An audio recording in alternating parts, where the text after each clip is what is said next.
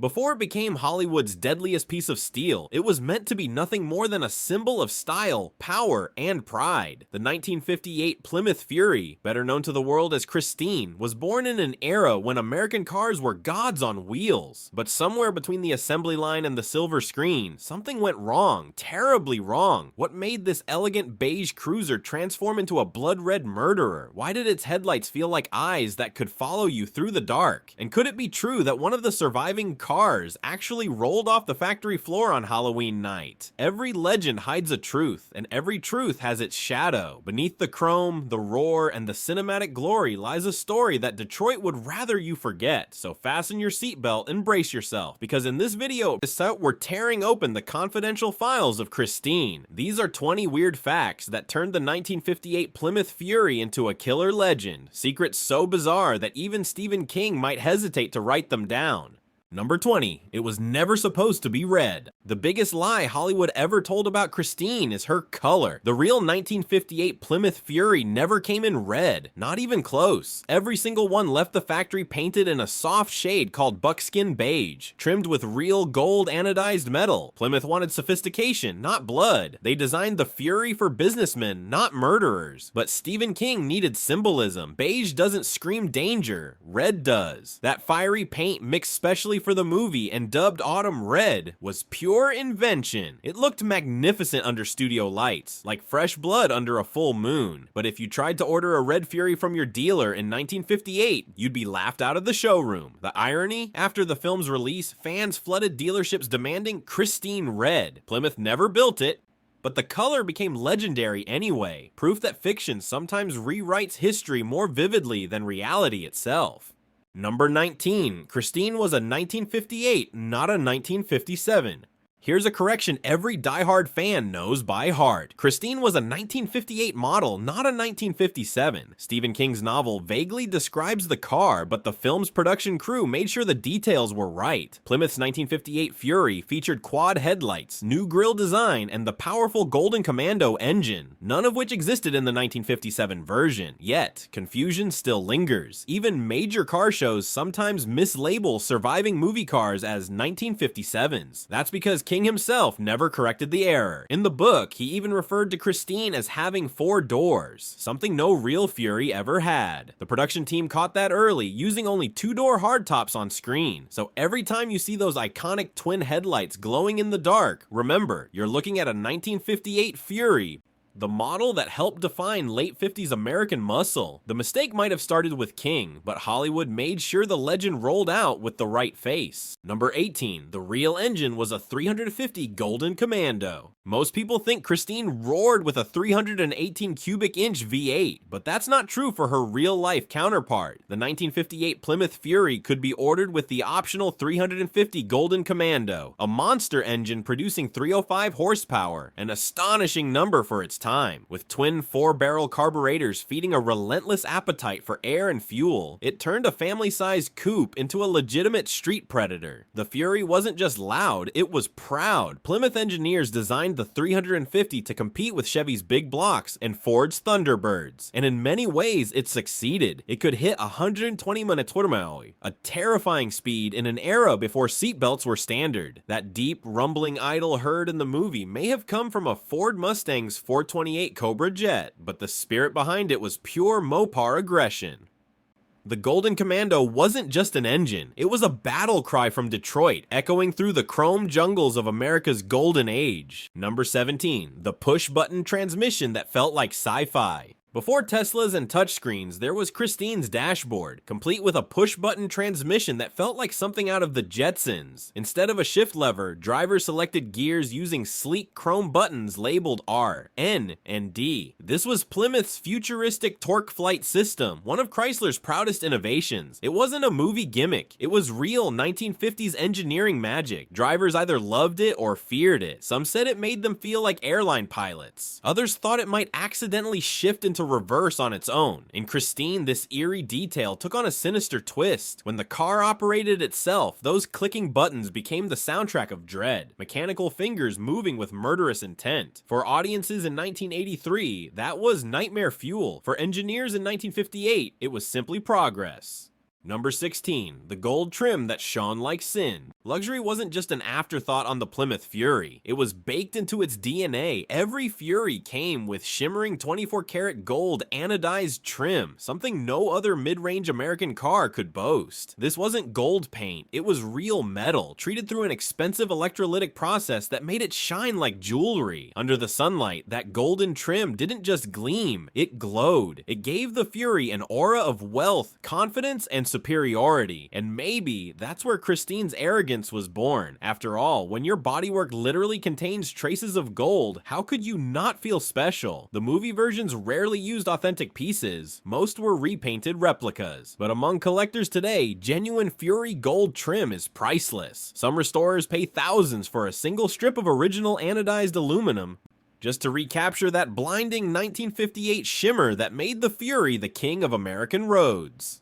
Number 15, over 20 cars were sacrificed to create one Christine. Christine was never just one car. She was a cinematic illusion built from over 20 different vehicles. When filming began in 1983, genuine 1958 Plymouth Furies were already rare. Barely a few hundred still existed. Finding 20 identical ones? Impossible. So the production crew played God. They hunted down Belvederes and Savoys, lesser Plymouths from the same year, and dressed them up with Fury trim, badges, and that infamous blood red paint. Each car had a specific role: beauty shots, stunt crashes, hydraulic effects, or interior close-ups. Some had no engines, others had their roofs cut off for camera rigs. By the time shooting wrapped, most had been destroyed, crushed, burned, or gutted for parts. A handful survived, later restored by collectors who call them screen-used survivors. But the truth remains grim. Christine's fame was built on the corpses of her own sisters. A fitting metaphor, perhaps, for a killer car that thrived on destruction. Number 14, Christine's voice came from a Ford Mustang.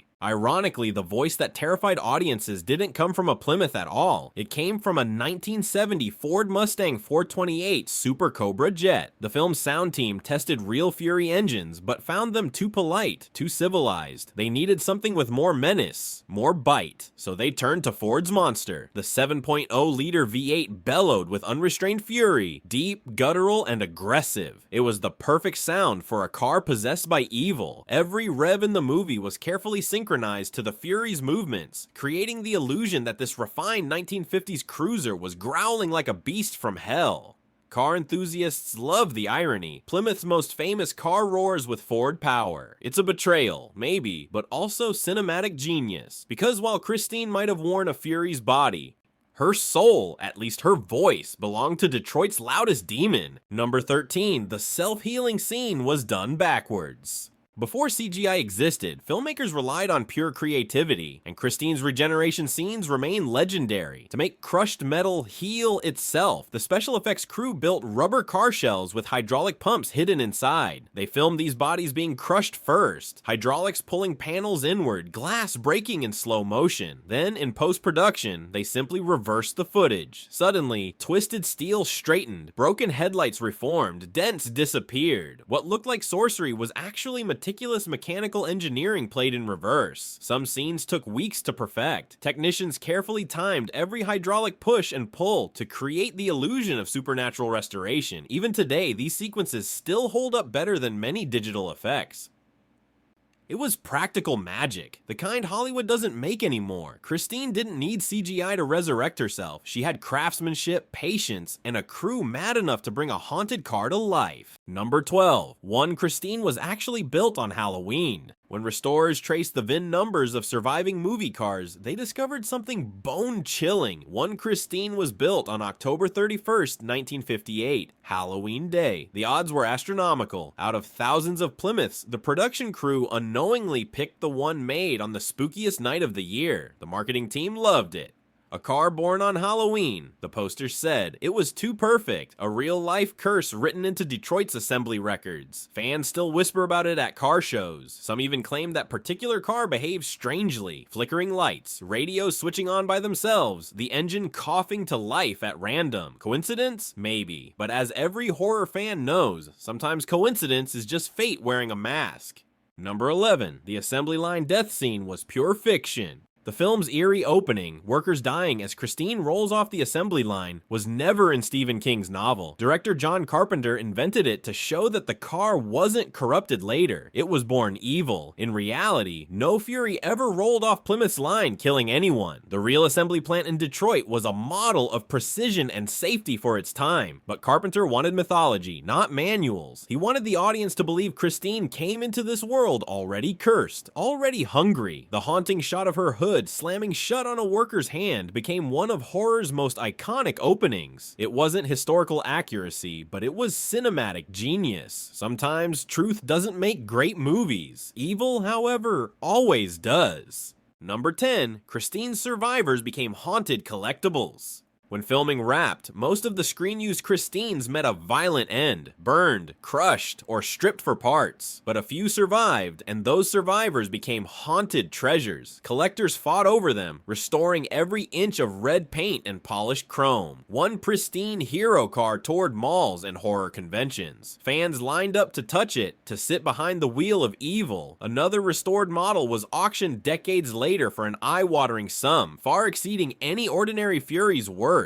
Yet even among collectors, whispers persisted. Owners claimed strange things, lights flickering on their own, radios tuning themselves to old rock songs, engines coughing to life without a key. Were they coincidences or Christine's lingering spirit? No one can say.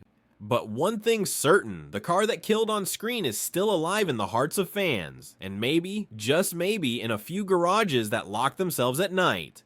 Number 9. The name Fury was born from the Cold War. Fury wasn't chosen by accident. In 1958, America lived under the shadow of the Cold War. Anxious, ambitious, obsessed with power. Car names of the era mirrored that energy. Thunderbird, Rocket, Jetfire. Plymouth wanted something even more primal, so they chose Fury, the embodiment of anger and speed. Advertising called it the car that dares to be different. The name suggested barely controlled violence, mechanical aggression waiting to explode. It was perfect for the age of atomic anxiety and perfect for Stephen King's imagination decades later. When Christine hit theaters, that single word, Fury, suddenly meant something darker. No longer a symbol of progress, it became shorthand for vengeance on wheels. The Cold War had faded, but Fury's rage lived on. Number 8. Quad headlights made her look like a predator. In 1958, dual headlights became legal across all US states for the first time. Plymouth wasted no time adopting them. The Fury's 4 glowing eyes, stacked vertically, gave the car a menacing stare no rival could match. At night, those twin beams didn't just light the road, they hunted it. The car's wide stance and low chrome grille turned every reflection into a sneer. You didn't just see a Fury coming, you felt it stalking you. When Christine came along decades later, those same headlights became her soul. They flared alive whenever she awakened, blazing like eyes filled with hatred. Engineers built them for safety, but John Carpenter turned them into the stuff of nightmares. Number 7. The suspension was a hidden engineering revolution.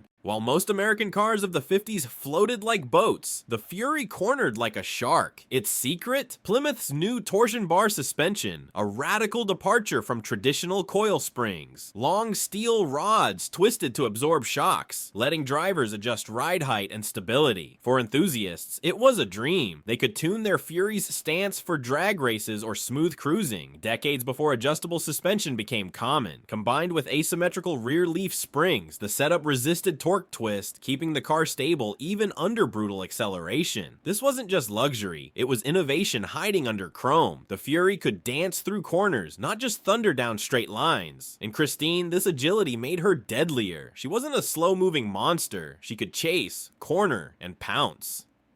That's what made her terrifying. Not only could she kill, but she could hunt.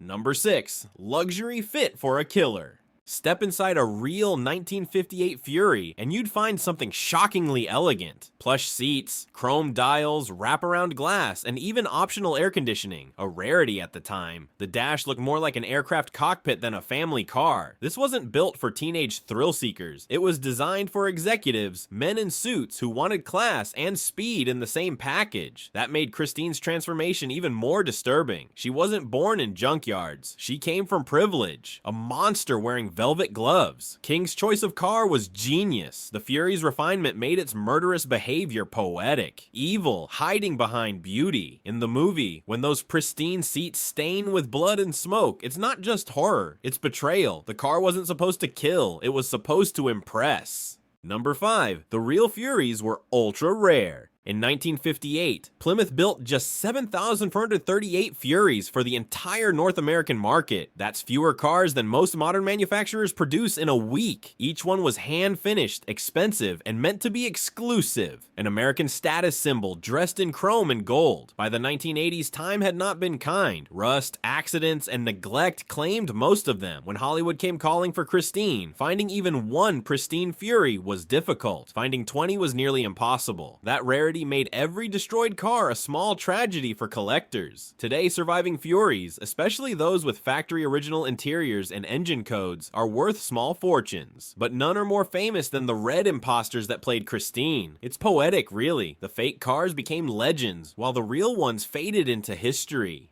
Number 4. Hollywood created a fake paint code, Autumn Red. After the film's release, car fans searched for a Plymouth paint code called Autumn Red. It didn't exist. The studio made it up. In reality, Plymouth's palette never included red for the Fury, only buckskin beige. The production mixed several custom shades of red, testing each one under studio lights until they found the perfect hue, deep, bloody, yet somehow elegant. Different cars on set even wore slightly different tones, adjusted for lighting conditions. Collectors still debate which red is the real Christine red. Restoration shops offer multiple official formulas, but none are truly authentic because the color was never real to begin with. It's a beautiful irony. A color invented for a horror movie became one of the most recognizable in automotive pop culture. Number 3. Christine's myth outlived Plymouth itself. In 2001, Chrysler shut down the Plymouth brand for good. The name that once symbolized style and innovation was gone, but Christine, born of Plymouth's finest hour, remained immortal. Ask a teenager today about Plymouth and they'll likely shrug. Ask about Christine and they'll smile or shiver. The film kept the brand's spirit alive long after its factories closed. In some ways, the movie saved Plymouth from complete oblivion, preserving its name in the strangest way possible. Through horror, the Fury was meant to inspire admiration. Instead, it inspired fear. Yet fear has a longer shelf life than admiration. Decades later, Christine continues to prowl through pop culture, proof that even when the brand dies, the legend never does. Number 2. The Fury was Plymouth's first true performance car. Before the Fury, Plymouth built family cars. Safe, solid, but dull. The 1958 Fury changed everything. It was the company's first genuine performance machine, boasting speed, style, and attitude. It wasn't just about horsepower. The Fury came as a complete package. Tuned suspension, aerodynamic design, luxurious interior, and exclusive pricing. It turned Plymouth from a middle-class brand into a name whispered at drag strips. This was the car that paved the way for every moper muscle legend that followed. The GTX, the Roadrunner, the Barracuda, the Hemi-Cuda. Without the Fury, none of them would exist. When Stephen King chose the Fury as his villain, he wasn't just picking a car, he was choosing the origin of American muscle mythology. Number 1. Stephen King's inspiration came from a real cursed car. The final twist in Christine's tale is that she may have been born from truth. Stephen King once owned a malfunctioning car that seemed to have a mind of its own. Doors locking randomly, radio turning on by itself, even the odometer ticking backward. He joked that the thing was possessed. Then the idea wouldn't leave him. What if a car could be truly evil, not haunted by a ghost, but evil itself? A machine that kills because it wants to. That seed became Christine. King never revealed what make or model his real haunted car was, but fans speculate it was an old Ford or Chrysler. Whatever it was, it gave him the idea that machines could inherit human rage. That's why Christine still resonates, because deep down, every driver has felt it. The car that won't start when you're late, the one that fights your steering. Maybe machines don't hate us. Maybe they just remember everything we've done to them. And before we reveal our final truth, if you've enjoyed this journey through automotive horror, hit that subscribe button and tell us which of these facts shocked you the most. Christine wasn't just a car, she was a paradox, a symbol of beauty and death, of man's brilliance and arrogance colliding in steel. Behind her gleaming chrome was a mirror reflecting our own obsession with control. Because what's scarier than a machine that doesn't obey? When the lights go out in the garage, maybe that faint creak you hear isn't the wind. Maybe it's a memory, an echo of a fury that refuses to die. Cars age, brands vanish, but legends like Christine, they idle forever, waiting, watching. So next time you turn your key and the engine hesitates for just a second, don't panic, just smile. Maybe she remembers you.